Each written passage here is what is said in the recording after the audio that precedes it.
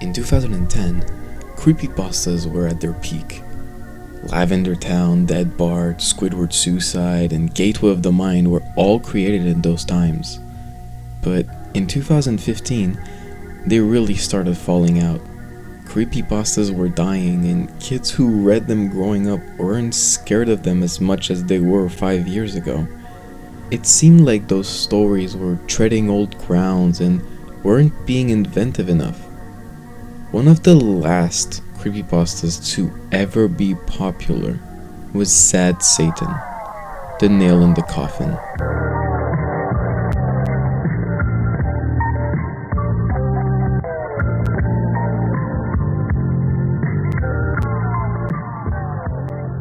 This creepypasta started on a YouTube channel named Obscure Horror Corner, which I'll call OHC from now on. He was posting very niche, mostly Japanese horror games gameplay. He only became known when he posted a completely unknown game at that time, Sad Satan. Here's what OHC wrote about how he found the game. One of his fans sent him the game.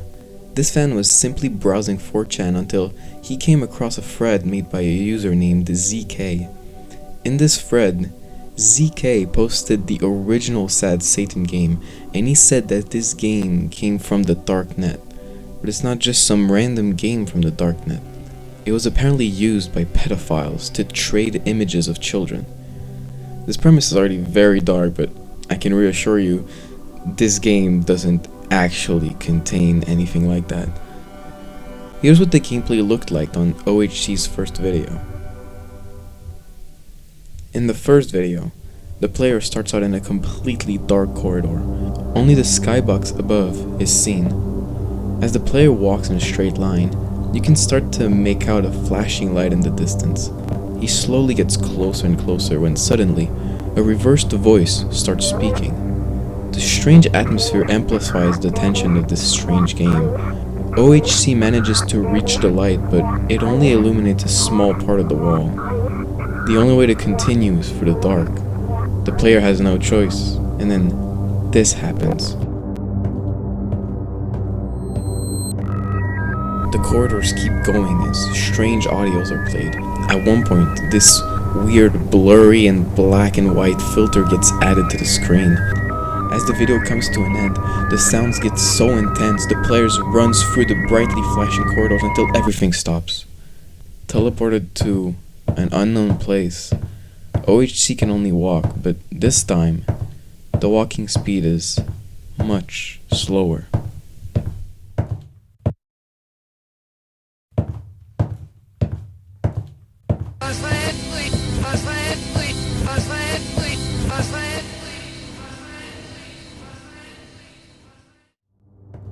The second video is much the same, though this time, the walk is a lot more silent and less eventful.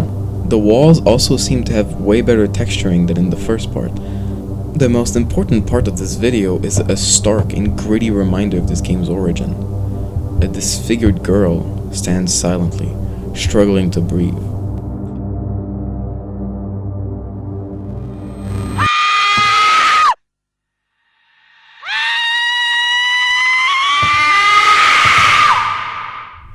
These screams are truly horrifying. I can't put into words how inherently terrified these screams make me.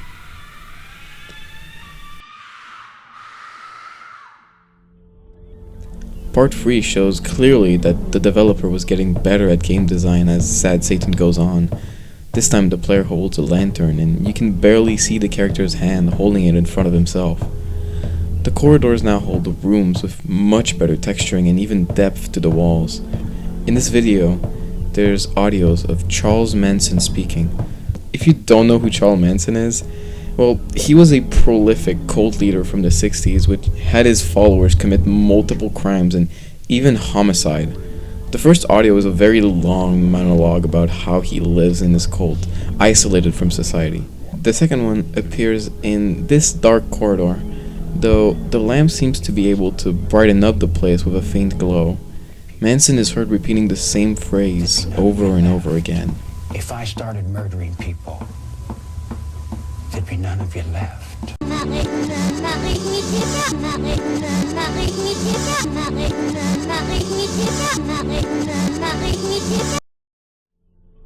The 4 video has the most content out of any other. You can see the black and white gritty aesthetic has been slowly changing into this minimal lighting of the lantern. Every model is better looking than anything we've seen before, and the map seems to have multiple rooms and paths. There's also interactive doors that have been added. Behind one of them is an old man which the player can't interact with. After all of this new warm look to this game being slowly introduced, it immediately throws you back into the dark black and white aesthetic. Rain falls out as noise fills up the screen. Every sense of safety is lost at this point. Images of random killers flash on screen. The corridors goes on until a completely empty room appears. In the corner stands the girl, creepily. OHC tries to run away, but the whole screen turns red as the audio is filled with screeching of the girl we've heard before.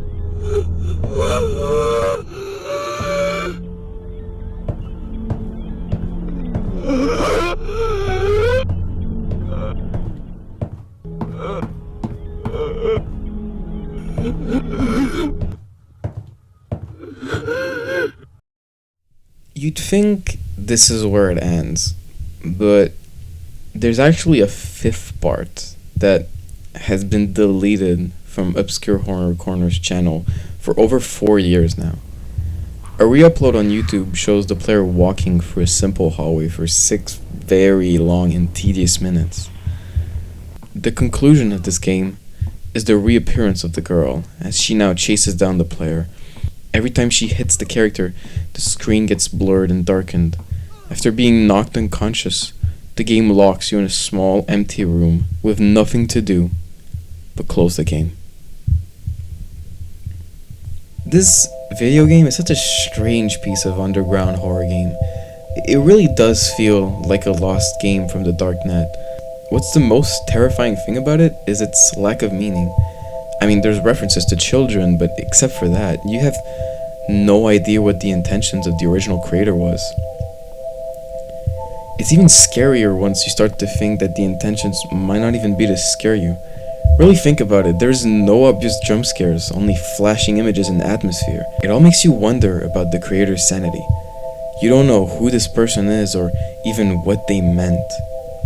I think you can see why this is one of my favorite creepypastas, even though it's not really one. It's considered as such, because, of course, the internet treated it like a creepypastas.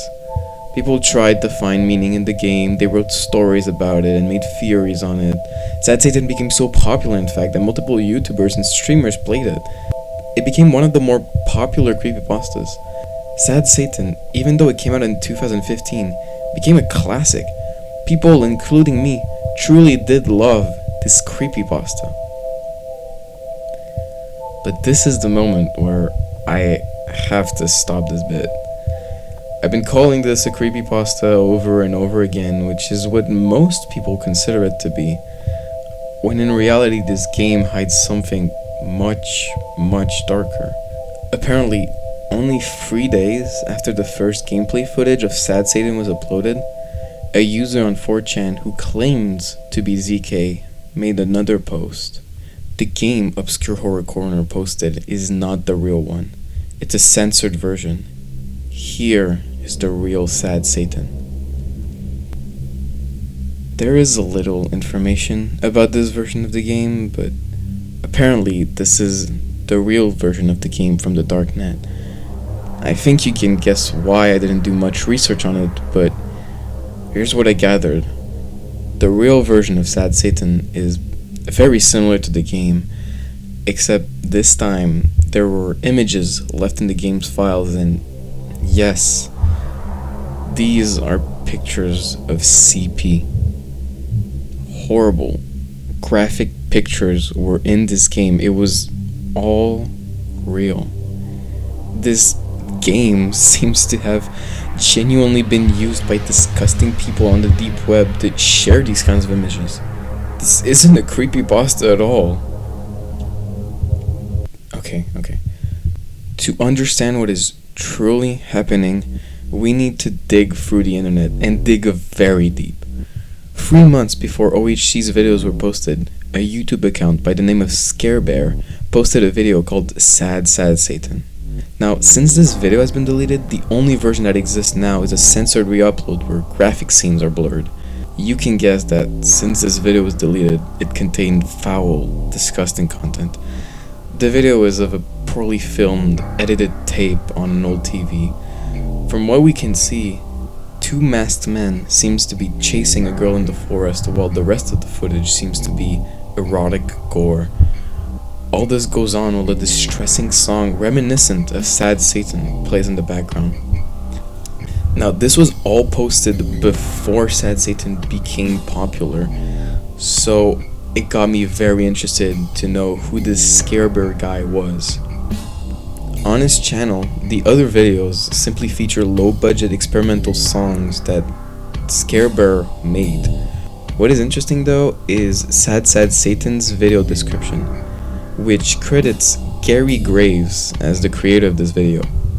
Looking up Gary Graves online only brings up a newspaper of an arrest of a man with the same name from Lubbock, Texas.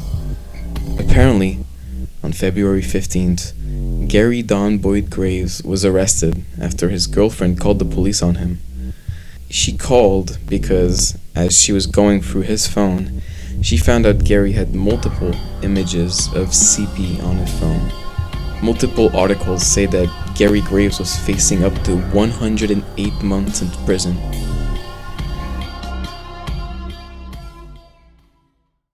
And this is the point where I have to take a small break because the rest of this mystery is an absolute mess. It gets really difficult to get more information on this later on, so let me try to give a short explanation of all the info we've gathered so far. So, there are multiple people involved in this. There's the original creator of Sad Satan, which has not been mentioned once in this video. A lot of people theorize that Obscure Horror Corner was the creator of the game, but it seems that he might be completely unrelated. There's also this mysterious ZK, who allegedly was the one who originally posted the game on 4chan.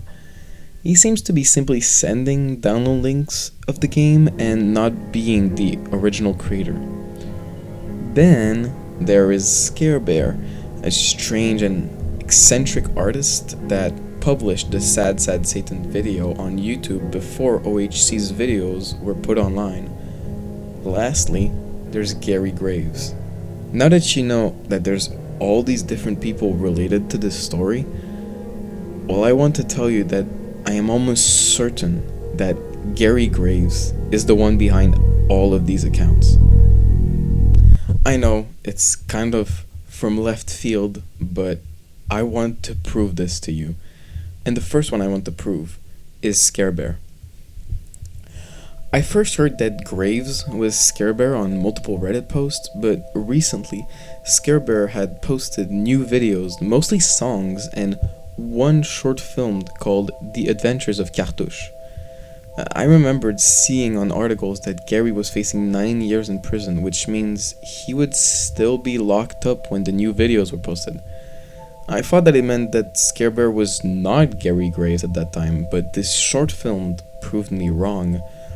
I struggled to call this a short film. It's clear that it's just a joke between a group of friends, just something that was made for fun.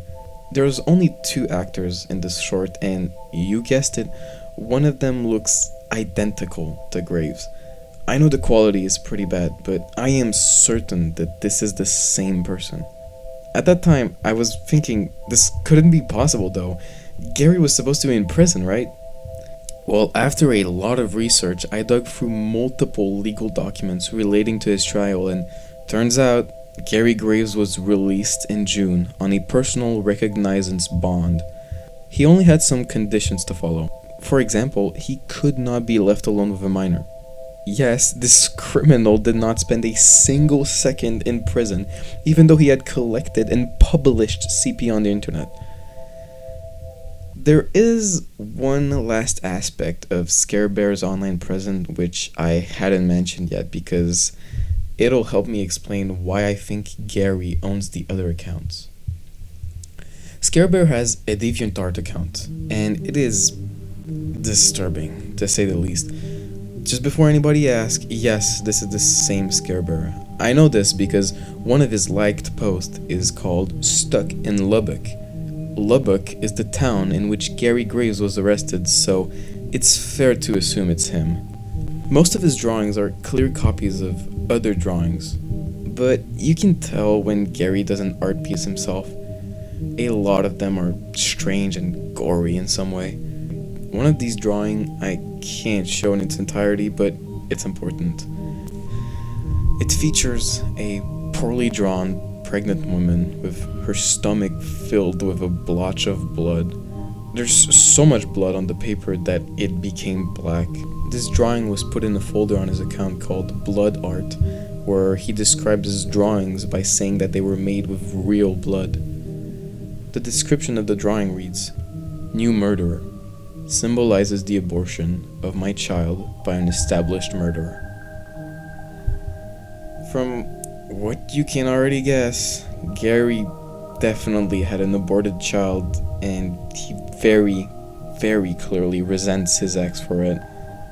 At this point in the research, I went a bit too far, and I don't want others to go down the same route, so please don't arrest anybody that's related to Gary Graves in any way.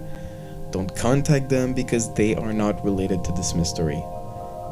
Even though I couldn't find it, there is proof that Gary Graves had a Reddit account and was sort of leaving clues relating to the mystery. He posted on a thread about Sad Satan the location, followed by the sentence, "The truth is stranger than fiction." These coordinates led to a street where a drunk driving accident caused by Gary's ex happened in 2002. This led to her best friend dying in the incident and leaving her injured.